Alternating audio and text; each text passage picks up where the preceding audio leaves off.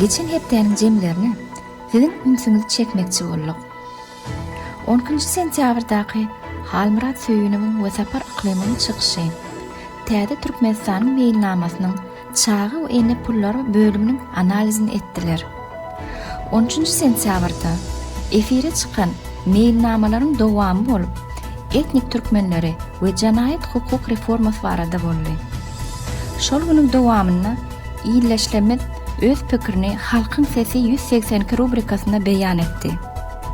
14 sentýabrda ýaşullarymyz Halmurat Söýünow we Sapar Yklymowyň halkara guramalarynyň Halkyň sesi dernegine garaýşy barada söhbetdeşligi boldy. 16 sentýabrda ILDEŞLER 14 sentyabr we $500 barada öz pikirini Halkyň sesi 183 rubrikasyna beýan etdi. 16 sentýabrda şol günüň dowamyna ýaşullarymyz Sapar Yklymow video arkaly öz türk işgörleri bilen söhbetdeşlik geçirdi.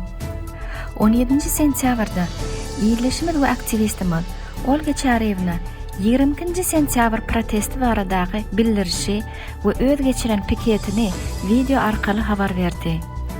18 sentýabrda ýaşullar Sapar Yklymow bilen Halmurat Söýünowyň döwletiň guruluşy baradaky söhbetdeşligi.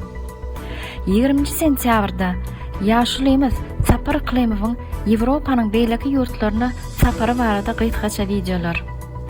20 sentýabrda Türkmenistanyň içinden gelen videoda ILDEŞleriň ýurdumyzda hiç hili protestlaryň geçirilmänligi habar berýär we ses ýazgysy arkaly tasdikleýär. Bu habar bolsa Halkyň sesi 184 rubrikasynda efire çykdy.